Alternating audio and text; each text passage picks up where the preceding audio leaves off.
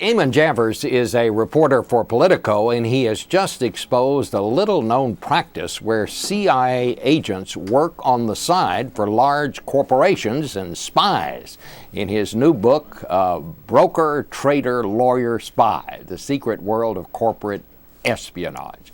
Eamon is here with us. Thanks for coming today. And what a fascinating subject this is. I think there was a movie about this last year that where I first knew about it, where these corporations now go to a considerable trouble to spy on one another, and they use all these ex-CIA agents. That's right. And it's not just Hollywood. It happens in real life, too. And that's the purpose of the investigation that I launched to do this book, is to find out exactly who these guys are, who are they working for, and what are they doing?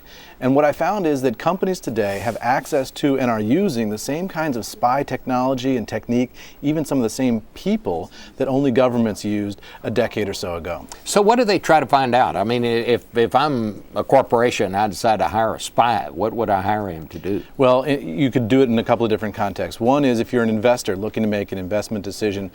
Companies always have problems that are secret and hidden that investors really want to know about. So investors typically hire spies to find out where the weaknesses of these companies are, and they'll do all kinds of operations, including undercover operations, surveillance operations, and all the rest, to find those hidden weaknesses and then short that stock and maybe profit from that company's downfall. So would they do illegal things like electronic surveillance, that sort of business? Well, they say they don't do illegal things, but I was in London. London happens to be sort of the global crossroads of this industry, and I was meeting with some of the top corporate surveillance guys in the world, and they were complaining to me. They say they follow people, they tail executives, they'll do bugging of their cars, that sort of thing. But they were complaining about the Eastern European spies who go even farther. So every layer of the onion you unpeel, you find there's another layer under there. So Eastern European, like Russians and ex-Soviet bloc spies.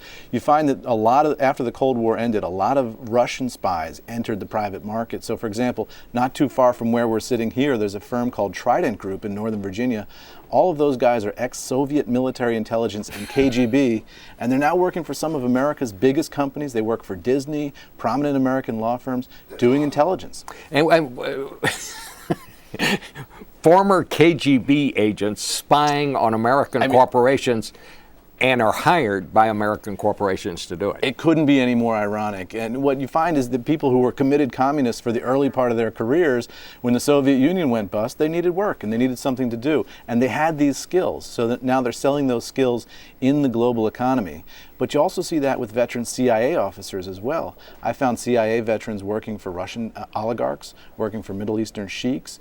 Here in Washington, a number of prominent firms hire ex-Secret Service, CIA, FBI, all to do this kind of global corporate espionage. Do they waterboard? I haven't found any waterboarding in this space, but I did find a firm full of ex-CIA interrogators, people with 20, 25 years of experience in interrogations, and they're applying that experience in the corporate sphere. It's very interesting stuff. Let's hold this book up.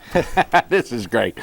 Broker, Trader, Lawyer, Spy, The Secret World of Corporate Espionage. This is a real keeper, I think. Eamon, thank you very much for coming. Appreciate it.